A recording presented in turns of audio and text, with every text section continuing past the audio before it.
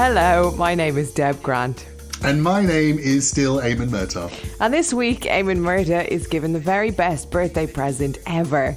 I really am. And our Deb delivers a fantastic rendition of some of the great songs of her childhood. It's rather traumatic for me, but hopefully you'll be entertained. This week's episode is, very excitingly, a jazz special. We're going to be investigating the unexpected rise, that's gospel Eamon, of the UK jazz scene with music writer and academic, the brilliant Casper Melville. Yeah, if you're even a tiny bit of a jazz fan, or maybe just jazz curious, it's a must. I think it's going to be a really good interview. So, shall we pod? Let's pod!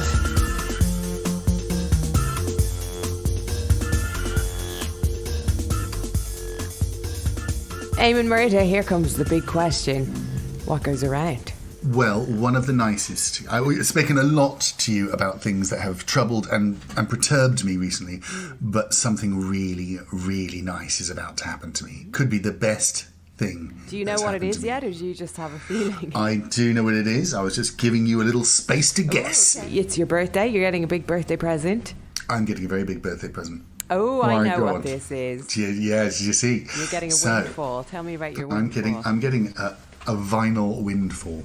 So when I was growing up and learning to mix, I was surrounded by cross-armed boys who were very competitive, and I didn't have the kind of battling ego that is required to learn to mix, because a lot of mixing is kind of about confidence and feeling like you know what you're doing. So I didn't really have that confidence, and I was a terrible DJ for quite a long time. And I thought maybe it's just because I have no rhythm and I can't DJ. But my friend took me to one side, and we rented out a room so we could make as much noise as we possibly wanted to, and we got the decks out and we just played and played and played. And through his kind tuition, I learned to mix, and that has basically changed my life and set me up for what I do. So many, many years have passed, and same said DJ.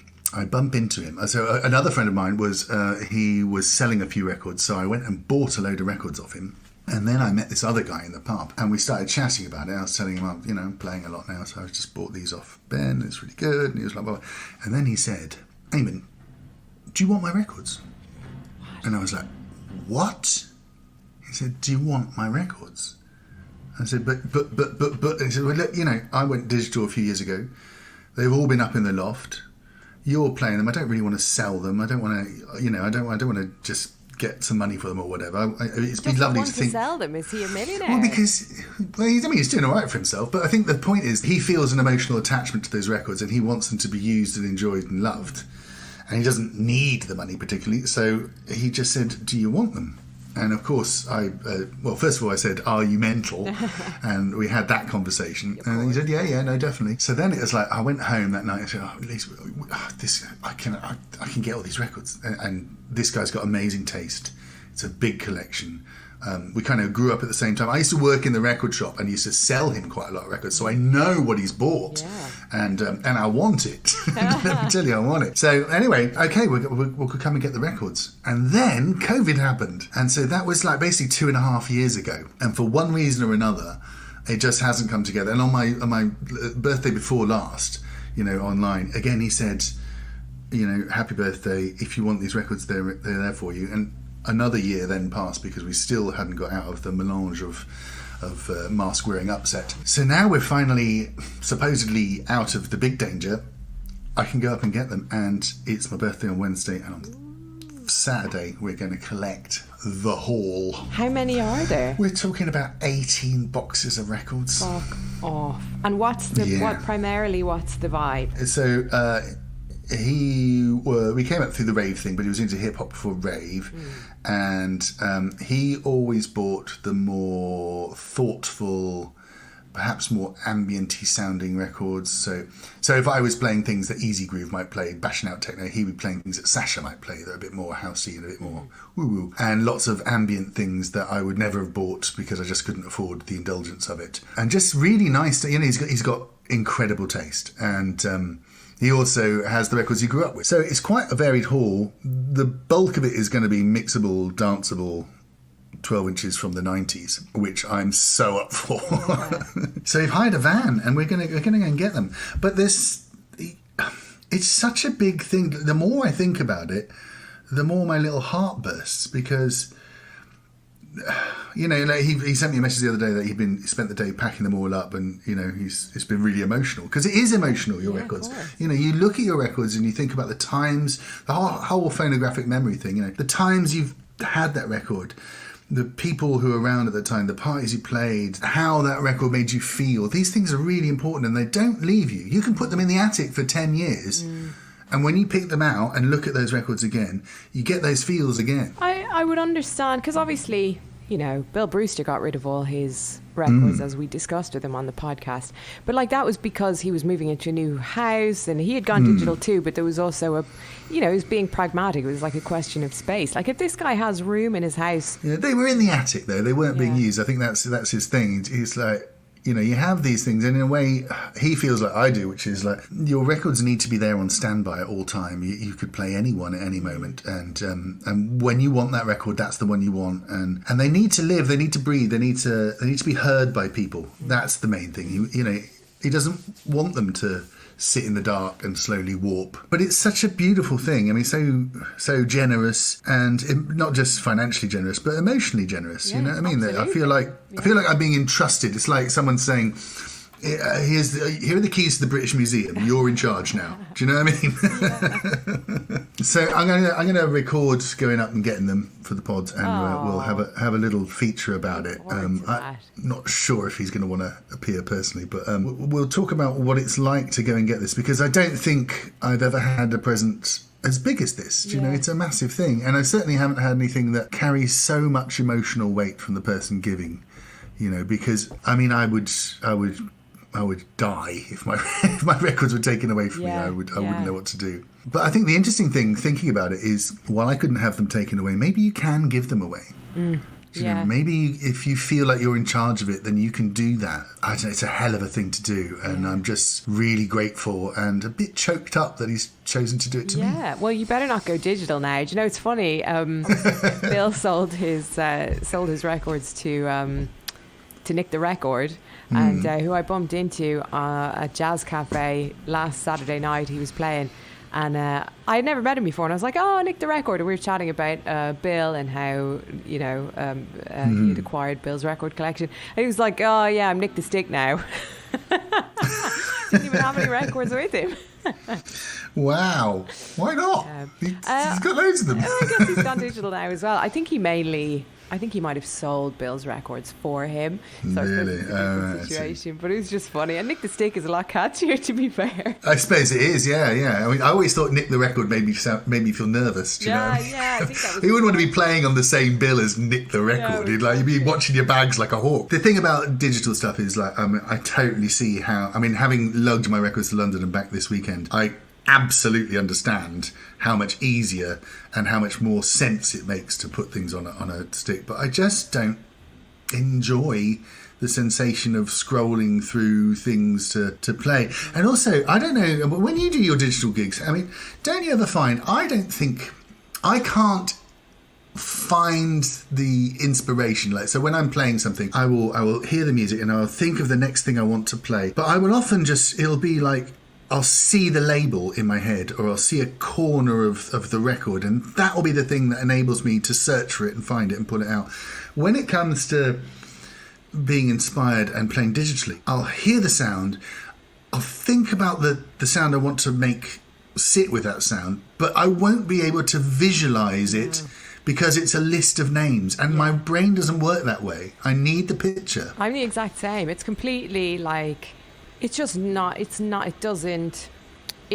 isn't as engaging. In fact, I don't play digital gigs anymore. I mean, I don't play that many gigs, but if I do, it has to be a place with vinyl decks. Because, that's the pleasure, is like flipping through. And it also, like, I don't know, it kind of, maybe some DJs find this a hindrance, but like it narrows down the possibilities. But that's good, because it's like, there are one or two directions I could go here. Let me see which one would work. Yeah, and I really feel that limitation thing, because I think it's like when occasionally there have been people around the house and we're having a mix or whatever. Sometimes I just kind of get rabbit in the headlights about what I'm going to play next, because it's all there. Do you know what I mean? It's like, I played a street party at the end of my road the other day, And that was fab fun, but one of the DJs didn't show up, so then suddenly I had like an extra 2 hours to fill. And normally I'd have a mini breakdown at that stage. But then I realised my house was 15 steps away. So I just went into my house, grabbed a load of stuff and brought them over. But the great thing about having this, finite number of things is that that's the game. That's exactly. The confines are what makes DJing fun in a way, because you have to work out what you've got and how you can put it together. And if you've got, I don't know, 10,000 records on a stick, then I think you'll end up just being a bit too random. Yeah. Do you know, you'd be scrolling along and you go, oh, fucking that one will do. I'll do that. Do you know what I mean? Yeah. It's like, whereas with records, it's like doing a Rubik's Cube. You're like, it takes all of your focus, and you're like, I have to put this together in a coherent way in order to solve the puzzle. Whereas, like, fucking sticks is just like shooting fish in a barrel. I wonder if people who grow up with, just doing digital things, I mean, I guess they just never feel this and don't miss it, and it doesn't make any sense to them. I would find it terrifying to DJ with records because of that extra pressure, because if you're not used to it. Oh, imagine if you say, like, here's your memory stick, DJ, big DJ. By the way, there's only 60 songs on it, right? So you've got 2 hours, you better put them in the correct order, you're screwed, mate. And I tell you what, if the next DJ doesn't show up, you're on B-sides. Exactly. But I like that challenge, and I like the, I guess going back to getting these records as a present is like, there's something about the physicality of it that it brings an emotional response within me that makes me care a lot more, and the physical feel of them makes me feel like I'm actually building something, like I'm actually, like I'm building a wall, or I'm building a structure of some kind in sound, you know what I mean? Whereas when it's all there and there's loads of stuff, and I can't feel attached to those things because, I haven't looked at that cover for 10 years. It's just a so-and-so by so-and-so on a tiny little scroll wheel. It's almost like I can't hear the music in my head when I see the name. Yeah. It's really strange, but I'm going to love having this collection, and I'm also going to break my back and probably cause my house to sink into a sinkhole. Worth it, I'm sure Lucy would agree. Worth it, 100%.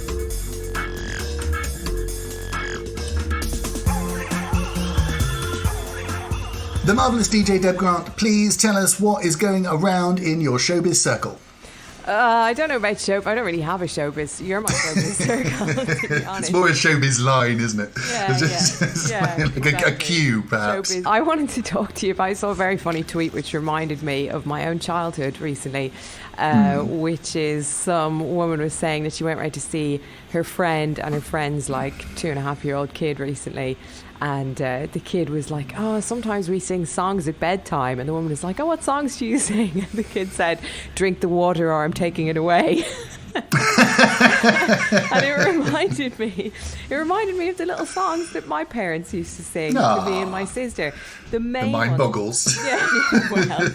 The main one was a little ditty that went, shut up, shut up, shut up, you irritating child. Me and my sister still sing it to each other sometimes.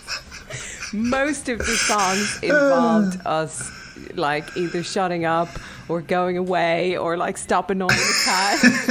I would say what a glorious, harmonious household it must have been. Oh, absolutely, yeah. I mean, obviously it had an impact on me because, the one thing I haven't done as I've grown up is shut up. That's true. So yeah, but yeah, I guess I'm wondering about. Are there any because you grew up in an Irish household? Did you have? I did. Oh God, we used to shout all sorts of things at each other. I think most of our like little songs that we sang revolved around pets. Okay. All our pets had little songs. Yeah.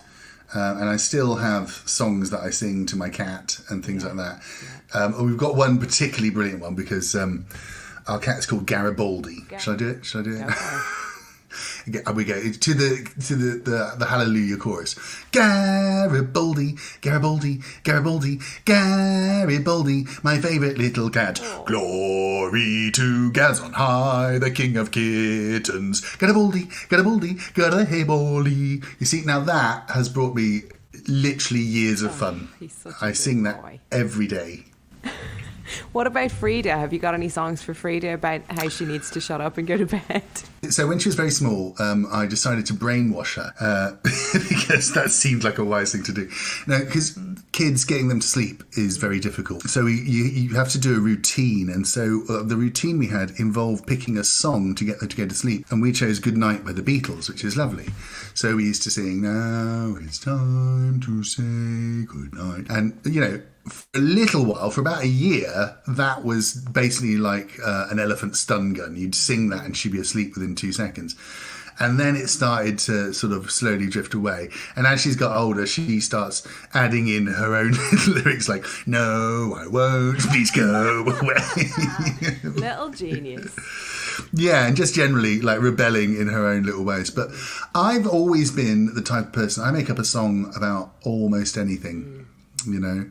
I'm doing the washing up, here we go round, picking up clothes, la la la la la, or, you know, anything at all, I will sing a song about it. I used to make up a lot of songs about Tim. I would sing songs to Tim about anything he was doing. I'd make up, in fact, it's kind of no wonder we broke up. I don't remember him ever enjoying it. You can see the divorce papers are like, unreasonable behaviour. Yeah, she sang at me every day. Can't stop. And then he'd complain and I'd be like, you used to love my singing. Yeah, got too much. Well, no, it's doomed from that moment forward. It's like the Gloria Swanson in you couldn't handle that rejection, I understand. Listen, I think we should all keep on singing, you know, old songs, new songs, keep on singing as family once said. Shut up, shut up, shut up, you irritating. It's time to go away. Shut up, shut up, shut up. We've ended this section of the pod.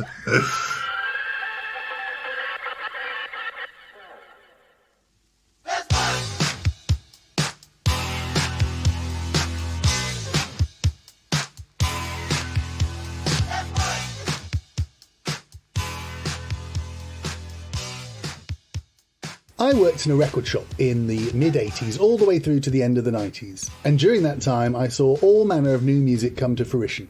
Much of it was inspired by the ideals of punk, if not the sound of punk, because it was a DIY attitude that brought the new music to the fore. Whether that was lo-fi production sounds of grunge and indie music, or the musical revolution spurred on by technology finally becoming cheap enough for composers to make their own mark away from big record companies and expensive recording studios. Finally, the artists could write and record new sounds without having to jump through any of the hoops of traditional music making. No education, no formal training, no rule books, just make a racket and get it out there. And at that point, at the end of the 90s, when rave was at its peak and jungle and speed garage and all these other things were just beginning to bubble up, the very last thing I ever expected to see make a resurgence was jazz.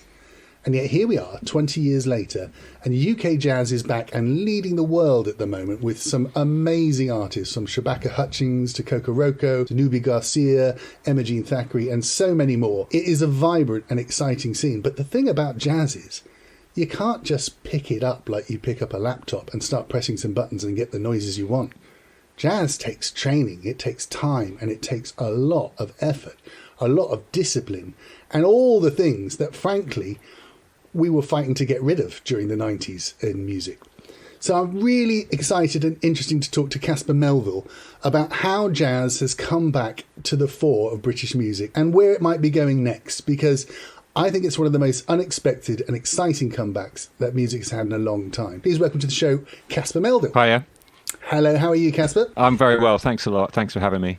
No problems. Well, listen, you wrote into the show basically being very nice about it, which is very kind of you. Thank you very much. But you talked a little bit to me on your email about how UK jazz has really been incredibly successful at a time when no one expected it to launch itself again. And I was really interested in some of the work that you're doing, looking at how this sort of rebirth of jazz, I think this must be the third or fourth rebirth of jazz we've had so far, but how that actually happened in terms of, you know, where did all that training come from? Where did those scenes, who kept the flame alive during those barren times when, you know, essentially dance music especially and, you know, sort of indie music ruled the roost and there really wasn't any future for jazz? How did all this come about? Because it's such a hard thing to break into, jazz. Oh, well, indeed it is, Eamon. And I mean, I suppose I should give a bit of context for, why I'm got interested in this, really. I mean, I was a bit of a latecomer in some sense. I mean, I was a music journalist. I'm now an academic, and I write about popular music and black music, Afro-diasporic music. And I've been particularly interested in the emergence of club culture and warehouse parties and the relationship between particularly music and race, which is kind of embedded in black music. It kind of carries with it the echoes and the sort of history of what used to be called in the 70s race relations, having kind of, I'm a child of the 1980s and rare groove and warehouse parties and that kind of stuff. And I went and lived in America in the 1990s. And actually, I had a bit of a kind of jazz moment in America, because it was a kind of, as acid jazz was kind of slightly fading in the UK, having been quite a kind of hip thing at the end of the 1980s with, Giles Peterson and Patrick Forge and that scene that they had around Dingwalls. And when I went to America, I kind of hooked up with some other English people, and we kind of staged a little bit of an acid jazz scene in San Francisco, where we were in the 90s. We set up a jazz magazine. There were some great local bands around, and we brought some other people in. We brought Omar and UFO and some of these kind of characters to San Francisco, Kruder and Dorfmeister. But my interest in jazz was always an artifact of record collecting and what I learned from rare groove. So I was, I learned it all from records. I learned, it was Herbie Hancock and Donald Byrd and Roy Ayers, that kind of stuff. So the American musicians were in the forefront there. And while there were, British jazz bands, some of whom were great, there was always this sense that the Americans kind of outshone them. They had better technique. And when you research that, there are some good, strong reasons why. I mean, looking at a career of someone like Maceo Parker, for example, I mean, he's not a straight-ahead jazz musician, but he is a jazz player alongside being a funk musician. You realise that in his career, I just did a bit of a calculation when there was an interview, and he talked about how often he'd played, and he played something like 300 shows a year for 40 years. So we're talking about someone who's been on stage working at his craft, for tens, 20,000 shows. And the British jazz scene never had the benefit of that. It never had the Chitlin circuit. It never had the opportunity to really kind of craft, work on your craft. So they were always, running behind what was happening in America. And British jazz, therefore, didn't feel the kind of jazz I knew about, which was kind of street jazz, club jazz, not the formal jazz world of Ronnie Scott's and the big jazz sort of festivals like Cheltenham, which felt very much out of reach, not particularly welcoming to a younger crowd, a little bit dusty. I mean, if you go to Ronnie Scott's, Ronnie Scott's is a wonderful institution, but there's an element where you feel a little bit like you're on a jazz cruise. You feel a little bit penned in. It feels a little bit formalised, while you get fantastic musicians there. So fast forward to 2018, like I said, I was a bit of a latecomer here. In 2018, I went to a show at the Church of Sound, which is a church in Clapton, which is given over to music on the weekends or at different times. And the guys who used to programme the music at the Total Refreshment Centre in Hackney, Lex and his crew, kind of took it over as a venue. And I found myself there in 2018, and I went to see a show which was Ezra Collective and Kokoroko together playing Fela Kuti Songbook. I mean, it was as good as you can imagine. Sounds but the thing, fantastic. it was off the hook. But the things that really struck me, and this is after, I'm in my 50s now, so I'm not much of a clubber these days, but I have a sense that clubbing had changed a lot from the days when I used to do it, and it had become a little bit more commercialised and more formalised. So going into this venue, it's a church, it's a really lovely church, and they played in the round. So you've got all the musicians around, and you've got all the pews packed out with people, and you've got loads of people standing and dancing.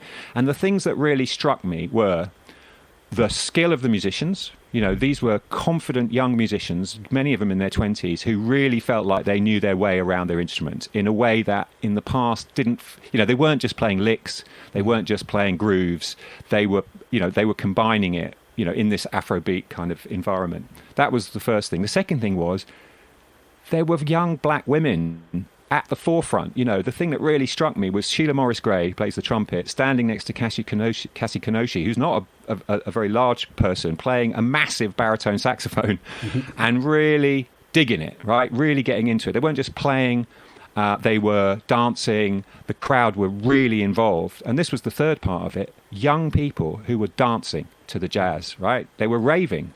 And I got very strong kind of flashbacks to, Soul to Soul at the Africa Centre, which for me was kind of the pinnacle of, late 80s clubbing in London, multicultural, DIY and punky in some respects, but really participative. And that was what I saw in front of me. And I was like, what the hell is this? How has this happened?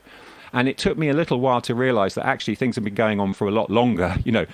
There had been a whole long road to get to this. 2018 was kind of the moment when UK jazz sort of hit the big time in a certain way. The New York Times did an article about it. Well, Kate Hutchinson wrote it, who's a British journalist, but she found that she could get it published in the New York Times. There were lots of articles that year about the Renaissance, the rebirth, people like Shabaka Hutchins, Nabar Garcia putting out albums, coming to the fore and being recognised as really significant musicians, not just people who, could do a good job and, wouldn't be ashamed to share a stage with the Americans, but actually people that it seemed like, the American label, International Anthem in Chicago, Makaya McCraven and Angel Bat Dawid and these Damon Locks and these kind of guys were wanting, it seemed, to collaborate with these British musicians, were giving them props, were thinking that they had something new to say.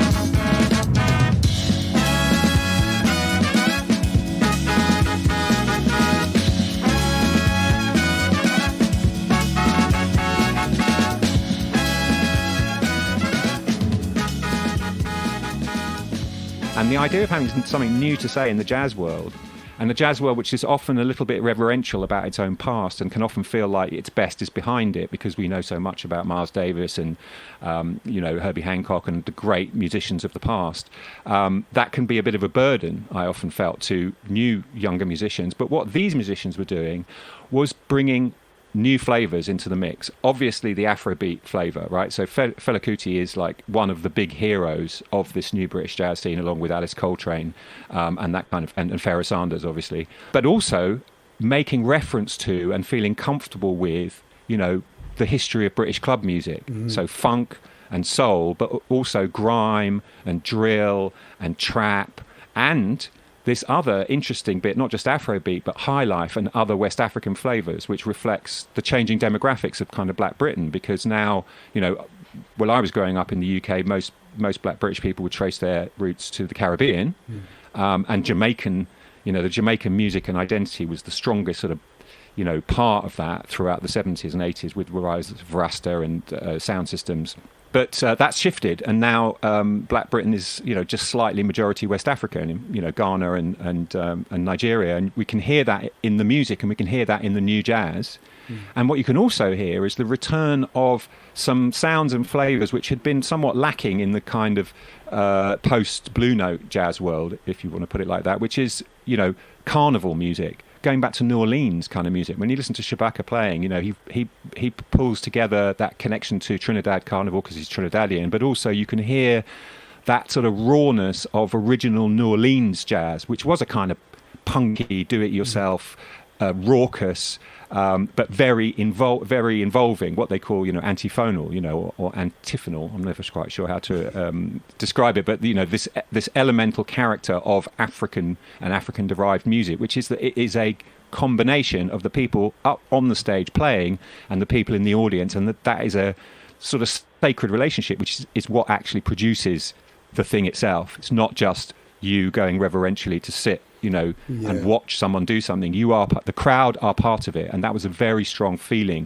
that I got from that show, and it set me on a path. I just was just finishing up a book which I had written called It's a London Thing, which was a kind of social history of the emergence of black music dance cultures from sort of reggae going through to rare groove, acid house and jungle. And I'd sort of finished at the end of the 90s.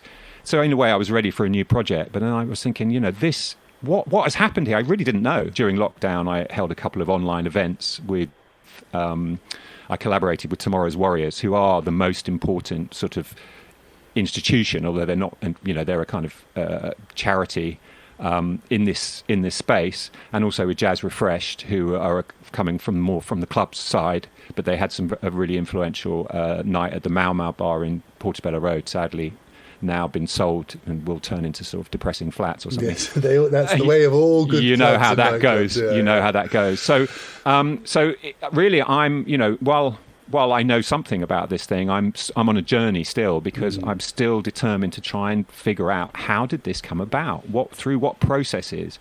And unlike all of the musical scenes that I studied in my book, going back to sound systems and then rare groove and warehouse parties and acid house, none of that got any public funding.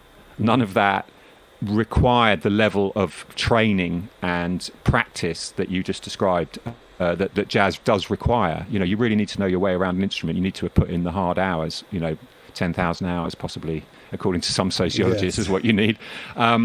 So some of this is going backwards a little bit to go and try and find out how it happened. And really, even though Tomorrow's Warriors have they've had their props, to a certain degree, both Gary Crosby and Janine Irons, who run it, have been recognised. I think Gary's got an OBE and Janine's got an MBE, and people have heard of them. Actually, when you dig back into it, it's quite astonishing the influence that Tomorrow's Warriors have had on this scene. In 1991, I think, when they set up Tomorrow's Warriors, they had a very explicit agenda. Gary had come out of the Jazz Warriors, played with Courtney Pine, Dennis Baptiste, that generation, Orphy Robinson, a really significant black British jazz band, one of the only black British jazz bands that reached that level of prominence. And I remember seeing them back at the WAG Club, and it was really cool, but it wasn't hip in a certain way. It was like you could still feel that they were still wearing suits, and you could still feel that they were playing a kind of music, and they'd been trained to play a kind of music which was more appropriate, or the kind of music that they taught in the music conservatoires and that they would put in the more formal jazz kind of institutional settings. But apparently, and I'm sure, Gary, who's quite a radical, he's got a kind of black nationalist perspective on these things, which I think is perfectly justified, about the way that black music has been mistreated and commodified, and black people have not been given access to these institutions. So one of the big things he had noticed was that for a lot of young black jazz musicians, aspirant jazz musicians, if they were able to acquire the skill on their instrument which would allow them to apply to music school, right, Guildhall or Laban or whatever, they would go there and they would find themselves considerably behind the white middle-class students who were the majority there, because they hadn't had access to private tuition, or they hadn't been to the kind of schools where they got that kind of rigorous training.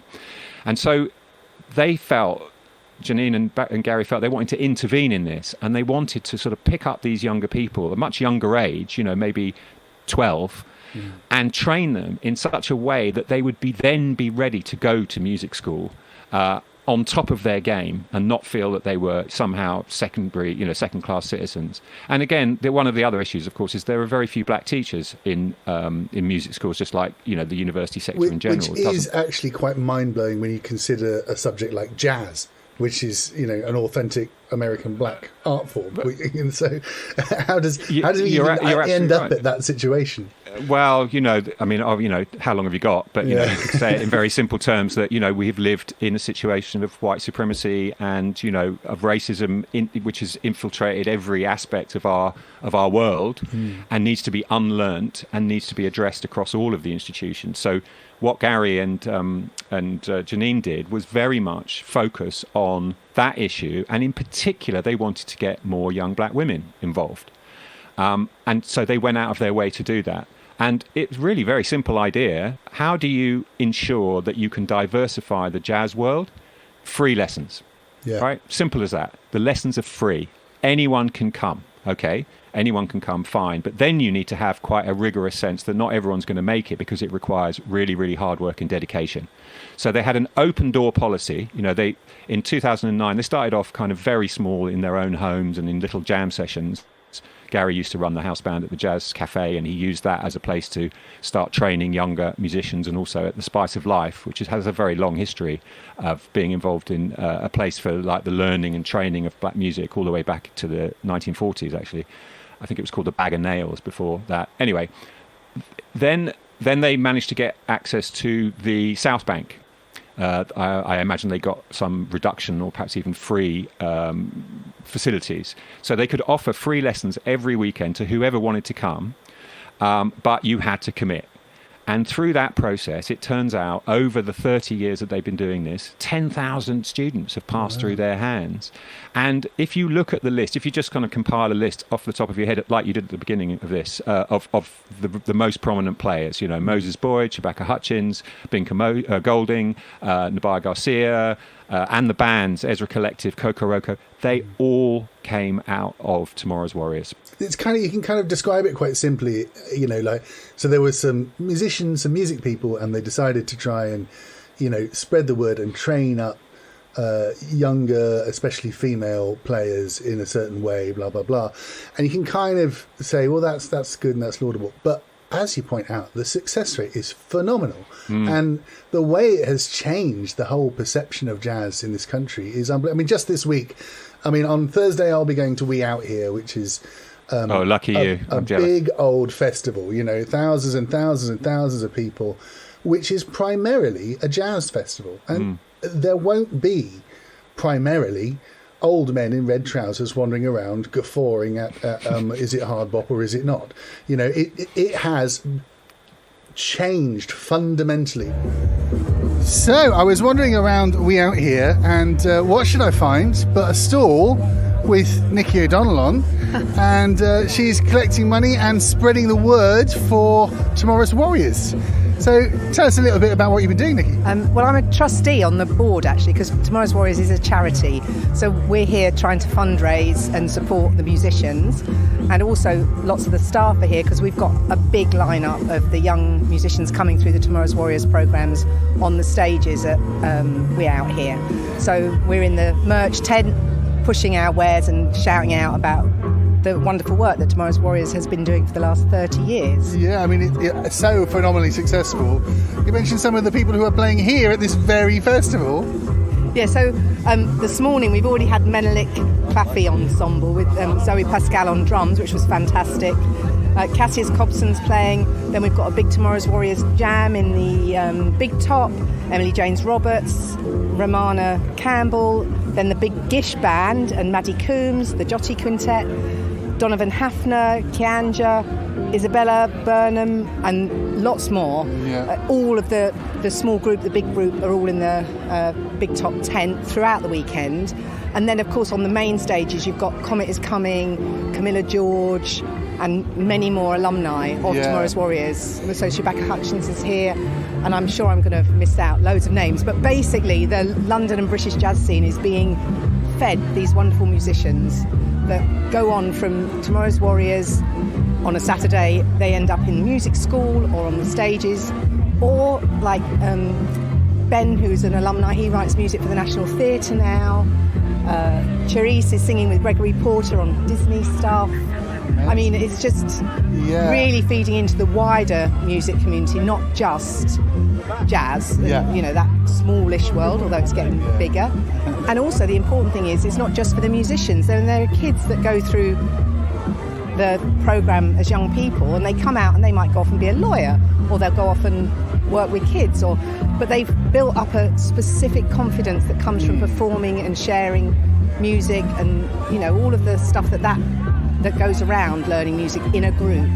Great camaraderie, and their confidence as young people is just phenomenal, and that's because of the work that Janine and Gary have been doing for 30 years and all the supportive staff they've got around them. But we can't do it without charitable giving from the public. So if anyone's out there, get online and and give, because, you know, there's not enough money out there, and all those kids come for free. Yeah. Which is also really important, because we attract a more diverse group of kids that can't necessarily afford music lessons, and there's a lot more women in Jazz Warriors, Tomorrow's Warriors bands than you'll see in many. I mean, that jazz for me bands. is one of the most striking things. Is actually, like, I would say 20 years ago, Yeah. I could have counted on one hand the amount of prominent jazz musicians that were female that I knew. You know, just the ones you know from from being around. Yeah. And now, you know, we've Shirley just got Teta, Nubia Garcia, Kokoroko. Yeah. So many Kokoroko brilliant are playing things. here. Yeah. I'm here for that. Yeah. I'm definitely here for that. Yeah. It's just been amazing work that what you do. So, I mean, how do you actually approach people to get involved? What do people have to do to get involved? Well, they go online and they look it up, or they come and see us. You know, they're at the group. The educational workshops are at the Royal Festival Hall downstairs in the basement there every Saturday, and I think there's another day of the week as well. But people just come out of the woodwork and they come and see us at gigs all over the place. Yeah. You know? And that's another thing that Tomorrow's Warriors does that's quite unique, is they're always finding gigs for the band. So the kids don't just turn up on a Saturday, play their thing and go home. They'll be doing a gig in Wood Green at, you know, all the festivals. You know, they're on the stages playing real gigs, and they might be 15. You know, that's really important training for a musician, and it's good for young people. So that's what happens. So you either, if you want to get involved by giving us some money, get online. If you want to get involved because you want to come along and experience it, get online and find out about enrolling. Absolutely. When you look around here and you see the way that the jazz sound is taking off, I mean, who'd have thought you'd have a festival this size? I was actually feeling a little bit envious that if I had the Lyceum and the WAG Club, but if I'd had We Out Here when I was like in my late teens, early 20s, I'd be so happy. They're so lucky. Yeah, that's wonderful. Well, thank you so much for all the work you do. And we're going to I'm only a volunteer, but the people that are really working hard are... You know, volunteers are the most important, you know. You know that, don't you? Well, we're going to try and get people to join in with Tomorrow's Warriors, because, I mean, we discovered it through the music, and there's so much joy being brought out of it. Like you say, not just for the people that we've ended up knowing about, but for all the many kids who've come through and just learned a bit about themselves. Yeah, exactly. Thank you so much. Thank you. You know, Kokoroko have just had an album out, I believe it's in the top 20 in the UK charts.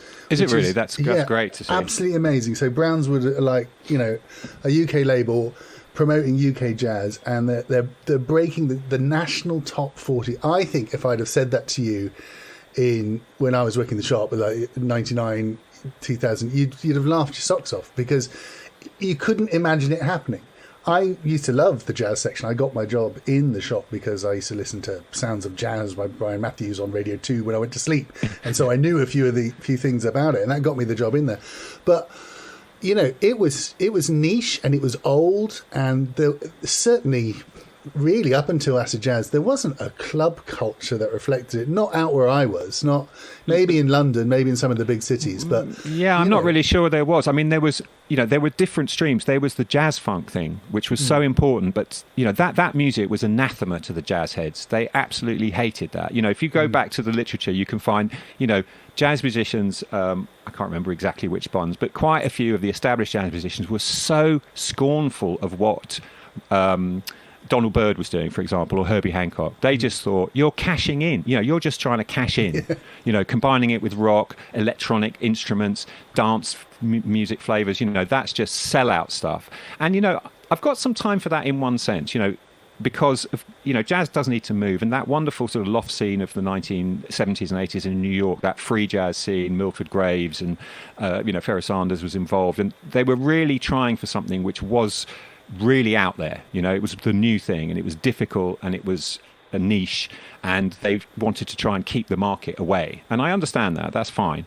But actually, that music, so much of that music, which, yes, it's dance floor music, and that's why we know it, you know, is rich musically and is full of great playing and is full of great solos. And what happened to me, and I think it's happened to generations of dance music people, is through record collecting, you get your Roy Ayers and your Donald Byrds, and then you go back a little bit, and you go back to your Cannonball Adderleys and your Nat Adderleys and your and then you discover the riches of the Blue Note catalogue, and so you kind of are taken into that world, not via the kind of gatekeepers or the magazines or the sort of formal jazz institutions, but through your kind of musical journey that you go through your records. And I think that's been a really important place, that a kind of jazz sensibility which isn't so obsessed with what is and what isn't jazz, that whole Wynton Marsalis thing. It's got to be connected to the blues, and it needs to have this, and you can't have that. I mean, that was always a hilarious moment when Wynton Marsalis was the kind of pin-up boy for this kind of what some people have called a kind of neoliberal jazz ideology, and at the same time his brother Branford was there playing on Public Enemy records and making fusion tunes. And I always thought that their sort of Christmas dinner conversation must have been quite amusing.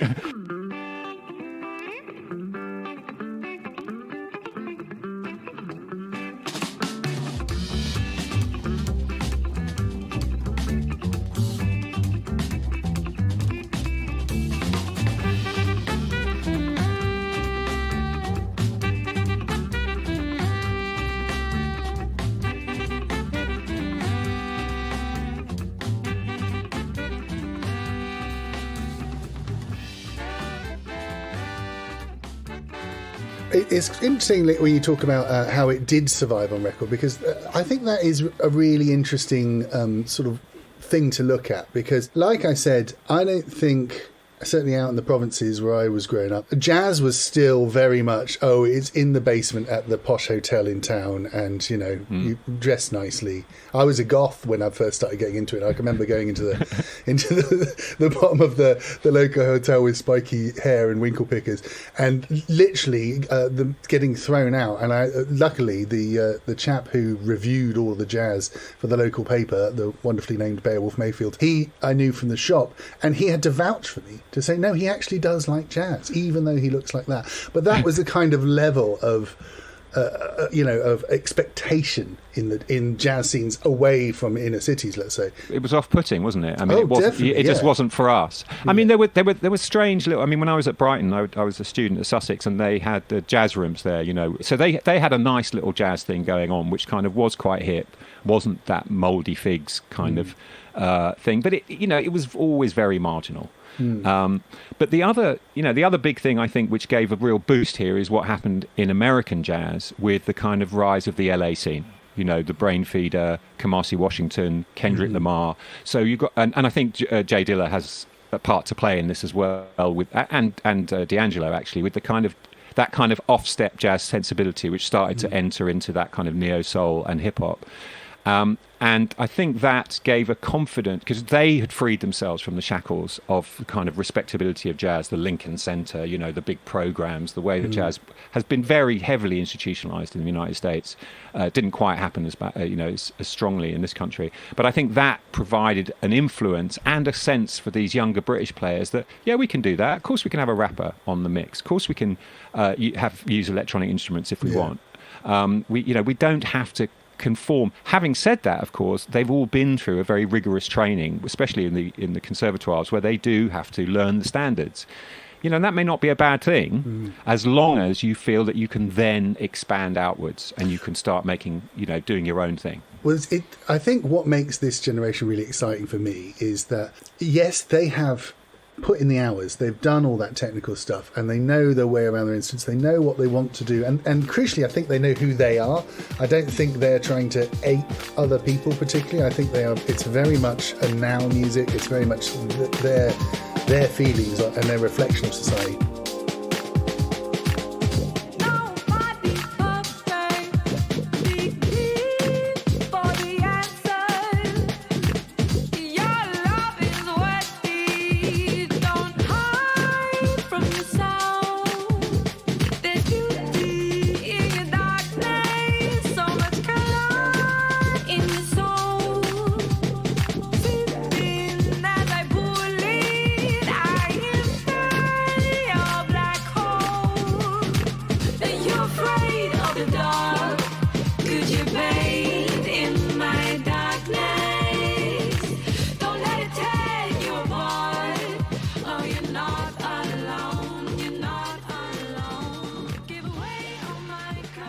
I think what I really find interesting as a DJ is a lot of the club culture of the 90s.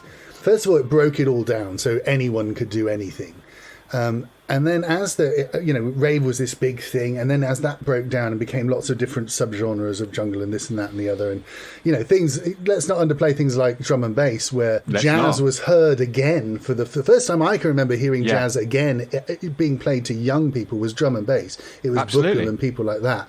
Yeah, and I can remember playing things in the shop to some of the old guys, and they were like, oh, I don't know what the hell is happening with the drums, but the player's really good, And that sort of thing, that the way that all broke down, it kind of allowed this generation to, as you say, make their own jigsaw puzzle, find their albums, look at who produced what, look at what they were into, and make their own map and make their own style. And this key thing about there being a few places, like clubs like Jazz Refreshed, where they just kept that torch burning, and they kept trying to unearth and find these incredible records which had gone so horrendously out of fashion, during the 80s and 90s, that, the very scene became known as rare groove, because you couldn't find those records, you couldn't get them. Yeah, until you went to America and realised that America... They were like 10 for $1. They chuck away their history like crazy. So, of course, thank goodness, in a way, that all disappeared, because there was a kind of, revival of it, based on the fact that the records were affordable, and that in fact they were out there. When I was in America, I spent half my life not actually in record stores, but in what they call Goodwill out there, which is a huge network of charity shops where everything's $1. And it was just astonishing, the riches that Americans are prepared to sort of discard from their own culture. But there's something about there's a sort of full circle thing here which is really satisfying to me, which is just, I'm writing a piece about sound systems at the moment, the influence of sound systems on EDM, for a collection. And the thing that I'm always fascinated by about sound systems is, early sound systems were playing jazz. They were playing bebop, but they were playing, their attitude to jazz was not a matter of generic distinctions or what is and what isn't jazz. That wasn't the issue. It was like, what did the people want to hear? So it was R&B, it was jump jive, it was Louis Jordan, it was a lot of that New Orleans stuff.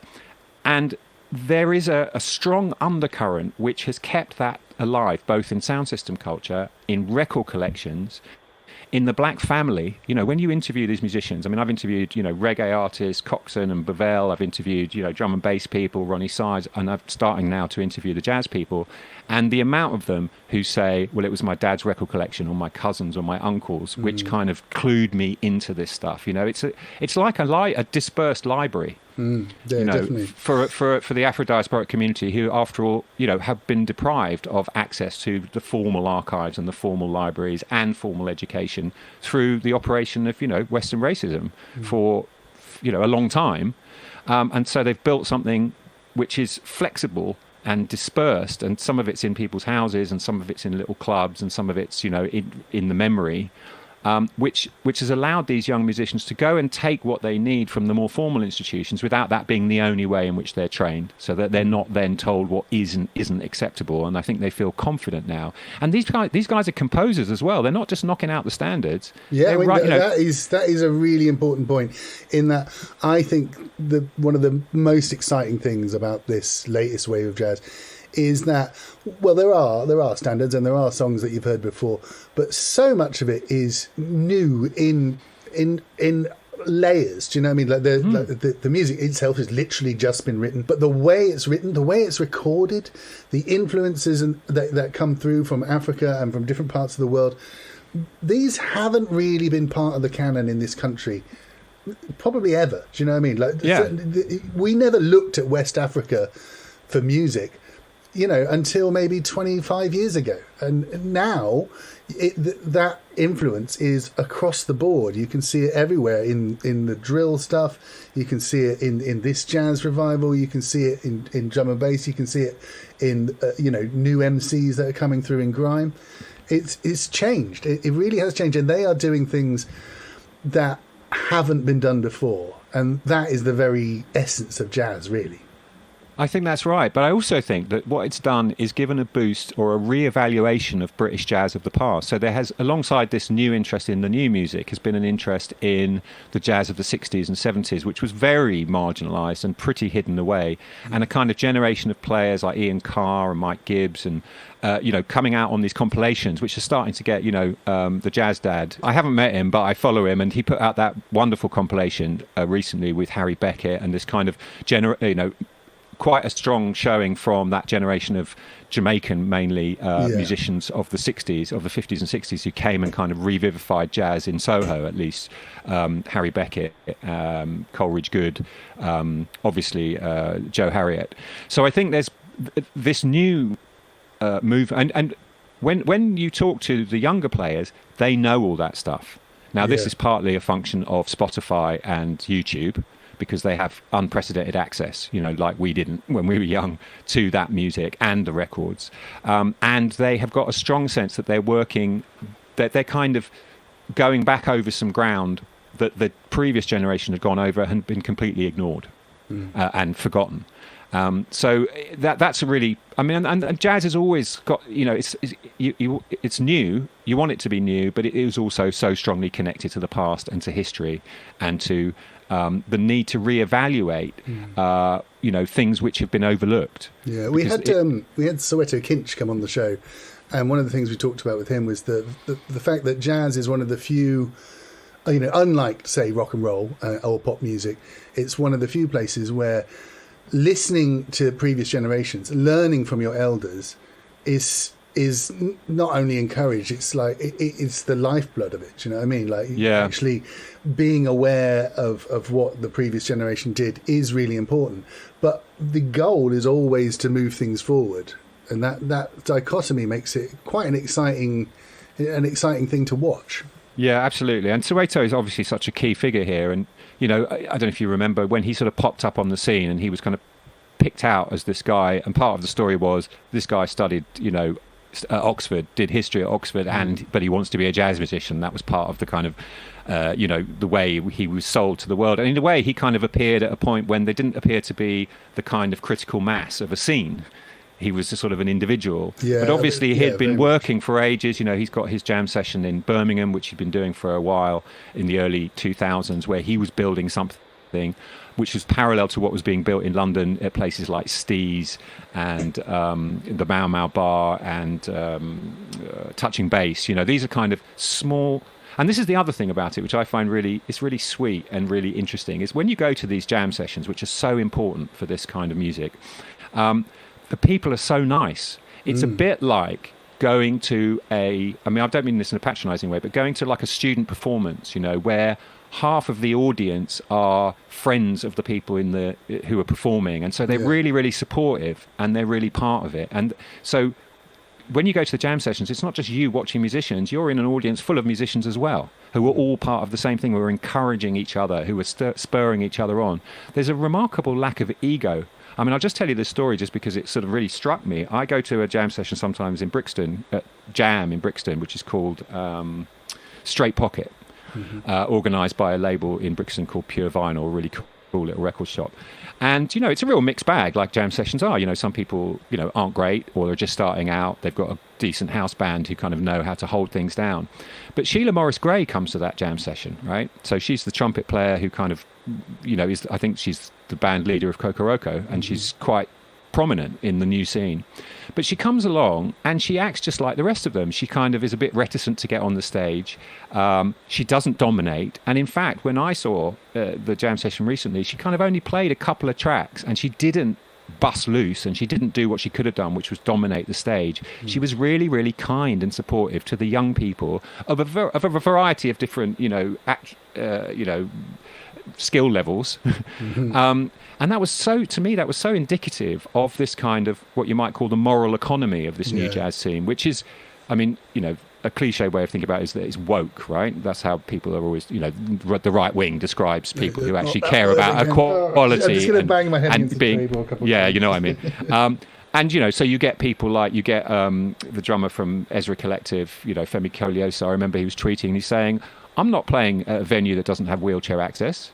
You know, he said, I've got a friend who's in a wheelchair. He can't even come to my gigs. No, that's not happening. So they're kind of pushing on these various fronts. And, you know, when you go to Steam Down, Wayne Francis, Anansi, you know, he says at the beginning, he kind of lays down the rules. You know, we're here to be supportive of each other. We know no bad-mindedness, you know, be kind, enjoy yourself. And there's a real strong kind of sense of community being built amongst a diverse group of people. But, you know, one of the most obvious things to me was there are a lot of black people involved in this. And jazz was not a big deal for young black people when I was growing up at all.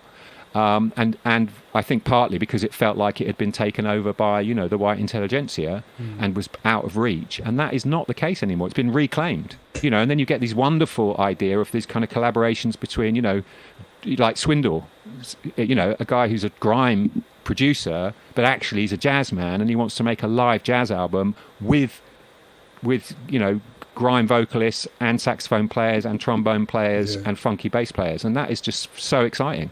Yeah, and that kind of the acceptance of club culture in this latest breed is really great as well. I mean, I absolutely love the last Moses Boyd album, which at times was pure jazz and at times was proper grime, breakbeat, bass music, trip hop, all of that stuff, all mixed together. But again, there's a musicianship that runs through it, whereas perhaps in the early 90s he'd have had a piano sample. He's playing the piano for the whole 5 minutes of the track. That really makes a difference. And, you know, also, I don't know if it was the last album or the one before of Moses, you know, there's that jazz funk element to it as well. There's it's like he's listening to Return to Forever and sort of bringing back some of these kind of very unfashionable prog jazz, you know, but putting it in a new context with, and just playing in such an incredible way. Yeah. And the other thing that just strikes me so strongly is, you know, this came to my mind when I was thinking about the Pharoah Sanders album that he made with Floating Points, you know, Promise. Is it Promise or Promises? Promises. I can never remember. Yeah. A lovely album. I mean, it was controversial. Some people didn't like it, but I thought it was lovely. But, you know, Pharoah Sanders is 80 years old. We're looking at a bunch of musicians who, many of whom are in their late 20s. You know, Shabaka's a bit older, in his mid-30s. They've already made a couple of albums, many of them, or 3 or 4 albums and done tons of gigs. There's so much music. Now, they are ready. They're just on the cusp, you know, of being able to produce music for the next 2 or 3 decades, and inspire another round of young people to want to be that, you know, in a way that nobody wanted to be that when we were young. You know, that wasn't, everyone wanted to be a DJ or a footballer when I was growing up. And now people are thinking, oh, I want to, you know, I'm going to give that euphonium a go, or a tuba. I mean, tubas. People moshing to tubas. It's just astonishing. Once you've seen Theo and Cross blast a few bass notes out there, it's a life-changing experience. It really is, isn't it? And again, talking about going full circle, I mean, you know, the history of jazz is the history of the tuba as the bass instrument until it was elbowed aside by the stand-up bass, and then subsequently by the electric bass. So there's a kind of a pleasing 100-year return to some of the origins of jazz music. Some of these people weren't recorded. Buddy Bolden never actually was recorded, so he's this mythical figure. But those early jazz recordings, they're bad quality recordings. It's a bit like people think the past was in black and white, and they think that, you know, everything sounded crap back then, but it didn't. It was just because they didn't know how to record it. That music was punk. It was a cutting edge. It was the cutting edge of classical music. It was the cry for freedom. It was like, you know, it was so potent. And there's a sense of recapturing that kind of spirit and the disruptive, powerful spirit of carnival, which I think is inherent in that New Orleans music. Because when you go to New Orleans, I went a couple of years ago for my second visit, and it was very obvious that New Orleans is a Caribbean city as much as it is an American city. Its connections to Cuba, its connections to Haiti, its connections to the other parts of the Caribbean are so strong. And musically, it is still that kind of powering out the kind of core energy that is driving this musical form, including, you know, in my estimation, including techno and even the most electronic forms of kind of dance music. They're still drawing from that well.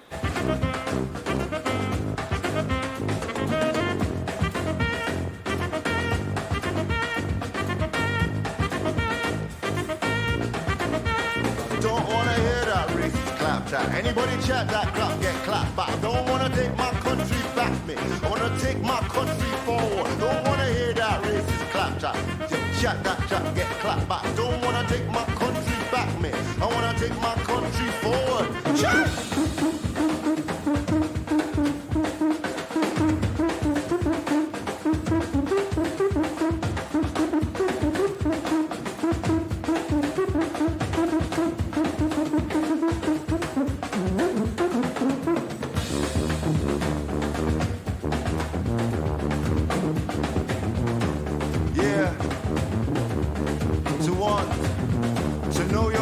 five hands. Whether you utter a bang or a whimper, you be heard in this wasteland. To believe in due process, lawmen, your men, either side of the fence, regarding the other as suspect. To approach the killer of your child demanding respect. Pressure underwater like Loch Ness. A few choice words will calm the unrest. And yet you know you'll be answered back callous.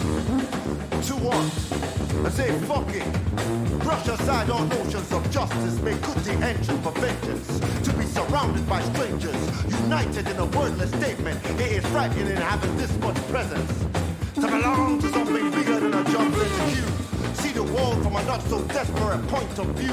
Wash your grievances in public with a whore to your sides and your back of minutes. There's a lot of positivity there about the future and the way this scene could carry on, like you say, for decades and decades. I mean, there's so much potential still, but it's not without its problems as well. There are a few things that have changed in the last few years, without getting too heavily political, that are, really causing a massive... It's a big spanner in the works that people like Tomorrow's Warriors and Jazz Reflection, all those people that kept the flame alive, things like Brexit and being able to tour Europe easily, these aren't small concerns, are they? This is really important to jazz, especially because jazz cannot exist without the live experience. No, that's the other thing about this is, my fascination with that show I was telling you about was because this was something which wasn't disc-based culture. We had grown up with it. I'm very proud of my involvement and my love for records and the disc-based culture that we all grew up in. This was about live. This is about delivering it different every time in front of other people, depending on who's there, a different vibe. And a lot of these artists, and unbeknownst to me, I probably wasn't paying much attention, were touring a lot, especially in Europe throughout, from about 2012 onwards. So 2012 to 2018, that was really heavy touring schedule, going to the jazz festivals, North Sea Jazz Festival, playing in Germany, playing in Italy. And Brexit's fucked it all up. Just another example of this egregious self-inflicted wound, having to fill out endless forms, not being able to get visas, not being able to sort out accommodation because everything has gone up in price and become massively more complicated. I mean, who would want to be a tour manager now? And actually, when you talk to a lot of these jazz cats, a lot of them aren't that optimistic because the pressure is on, and the pressure was always on. It was always hard to be a working musician. It was always hard to have a sustainable career. We know that's true, but it's just become a hell of a lot worse. Obviously, lockdown, which you can't really blame anyone for, had a big impact on the fact that people couldn't actually tour or make an income during those 2 years. A lot of these guys did really innovative things, started live streaming, doing their tiny desk gigs, woodshedding and doing more practice and writing music. So in that way, they made the most of it. But the world they've come back to after lockdown is a lot worse in terms of touring than it was before and in terms of cost. You will have seen that Lil Sims had to cancel her American tour a couple of years ago or last what a year shame, because she's so it's her time. Absolutely, the money, it's a massive bet, isn't it? Anytime you're going to go across somewhere as vast as America, you're basically putting your house and your grandma's house on the line. Unless you've got big, deep pocket backing, and the whole point of this scene is that it's DIY. I would include Little Sims as part of this world, by the way. I just don't think we should make too many strong distinctions. I feel that she's very much working in that same world, and it wouldn't surprise me if she would be collaborating with a lot of these people, or if she hasn't already.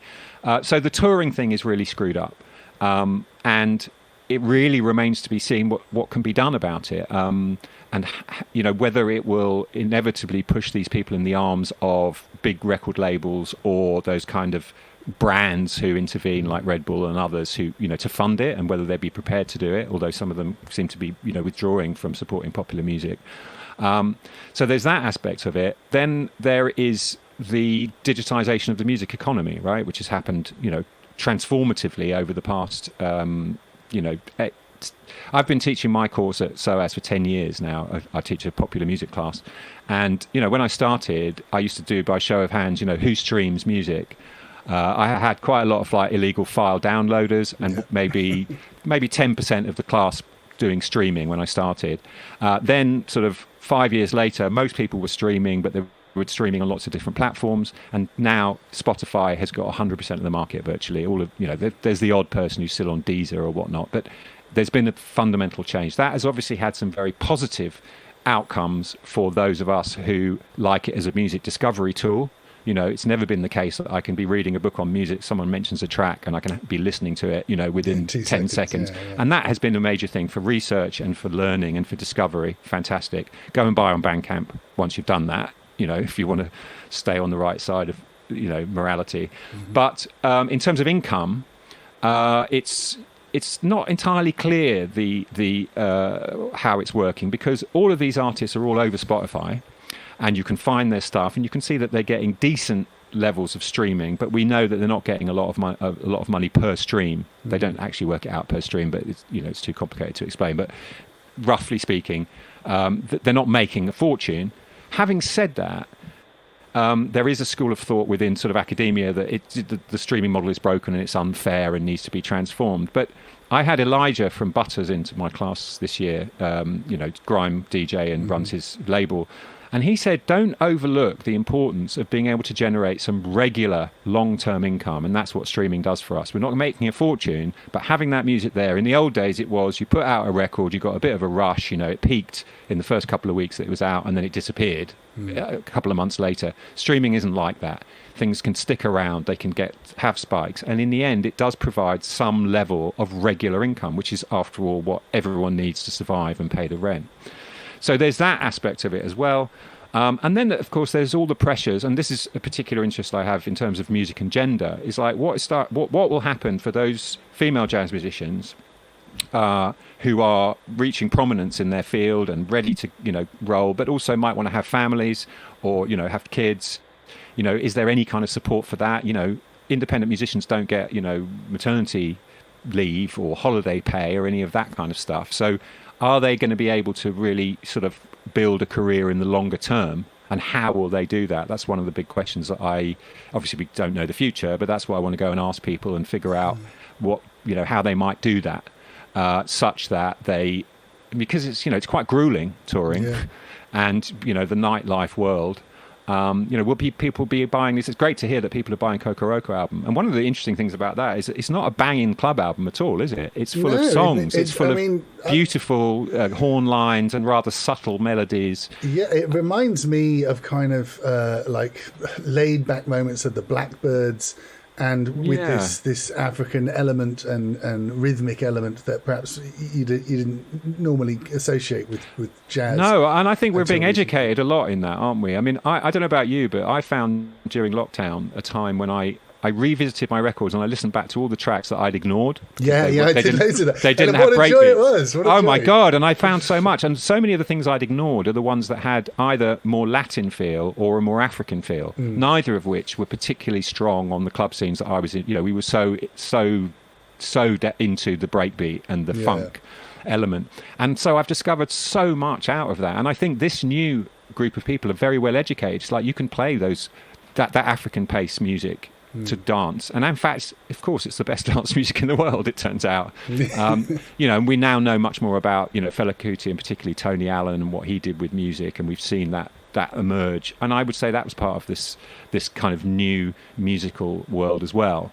So they're very highly educated, these young people, not just as musicians in terms of how to play their instruments, but in terms of their knowledge and understanding about music. You must find this when you DJ. It's like young people, 18-year-olds, know a lot of music, and they know a lot of our music in a way that we didn't know. I have to say, I used to play, because I was a raver, so I did like house and techno and drum and bass and jungle and that sort of thing.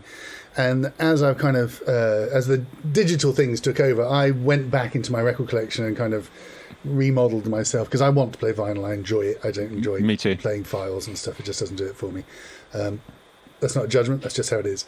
Me too. It's not a judgment, but that's how it is for me too. But when you're playing it, and when you're playing out, the kids like it, and they are clued up, and they do want to find out about it, and they like seeing these objects, and they like going away. I'm going to go and look for that. Do you know what I mean? And then they will tell you something. Oh yeah, I had that one, but then this was also produced by the same person and blah, blah, blah. And they will start talking to you, someone who's like, 30 years my junior, talking about a record that was made maybe before they were alive.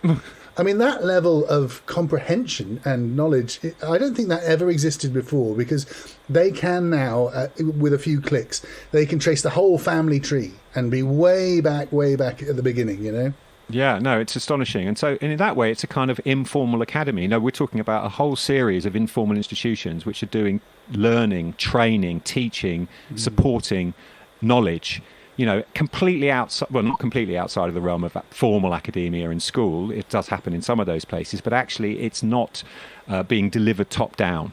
And so it's actually an organic way in which musical history is being rethought, and people are receiving a new kind of training, which gives some credence. There's quite a lot of bullshit talk sometimes about, club culture and DJs, as kind of archivists, scholars or whatever. But actually, I think that in this scene, the role of the DJs who've kept this music alive, even when it wasn't fashionable, and redeployed it in new circumstances and went and bothered to do the work, which all right, it's quite fun work digging the crates, is what has kept this alive to the point where it can now be picked up by this new generation who've got a lot more confidence and a lot more chutzpah, but they've also got the technical skills, which I've never seen British jazz musicians look so confident and sound so fresh and feel like they...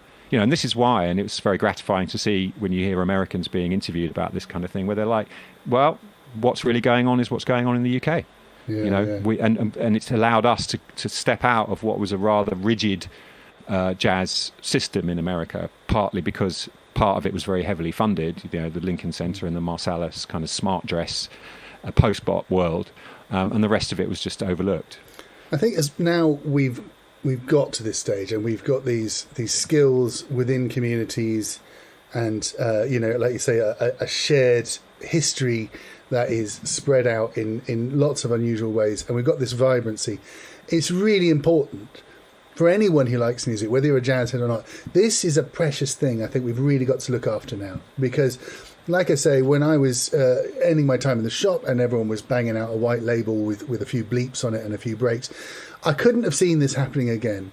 And here we are, and it really is happening. And I think we need to be proud of it and nurture it and try and push it forward. Because as you say, a lot of these artists, if you go by Duke Ellington, who dropped dead at 90-something, still doing it, we've got 50, 60 years worth of things to look forward to from this generation, and hopefully the generation that's underneath them as well. So it's a great time to be alive, I think. Oh no, absolutely, and I can't wait. And just the excitement of being, I mean, in a way, it's hard to keep up with what's going on, but it's something, and young people are really digging it. My students, people are dying to write about it. It's opened their eyes to a lot of things which they hadn't hitherto considered or thought about. So in that way, it's all very healthy. I mean, I do think there's a larger set of questions about how we're going to support our creative industries in general, which is to do with people having a decent level of kind of economic support. And, there are various, Scandinavian countries who often do this better, where there are systems by which you can get kind of insurance. So if you're a working musician, but you fall ill, you can have some kind of support for your, for your work or for your life. And I would hope that, our current, not to get all political, but our current government doesn't give a shit about that kind of stuff. And let's hope we can toss them out, because this is also, it's ecological, isn't it? It's thinking about music as part of the ecology and part of what people in my trade call the foundational economy, which means, what are the things we actually really, really need? And we had a bit of rethink of that during lockdown, when we suddenly realised, oh God, we really need nurses and people who drive buses and clean up shit, right? Now, it hasn't translated into them getting a pay rise, but I would like to see that we include music in that, because if lockdown taught us anything, it's that essential value of music in our lives, spiritually, emotionally, knowledge-wise. Art in general, yeah, absolutely. And if we don't treat it like that, we don't deserve it. And these guys will have to go off and, hang up their saxophone and go and get a real job. If So get any of out those there, exist. see the concert, get yourself to Bandcamp, buy the Pay the record, money, keep buy the the scene record. alive, pay the money. Good words. You Listen, won't Casper, regret it. I could talk to you literally all day about jazz and all of the things we've touched on today. It's been so much fun. I really It's appreciate been it. really Thanks. great to have you. Thank you so much for talking to us Thank today. you, Eamon.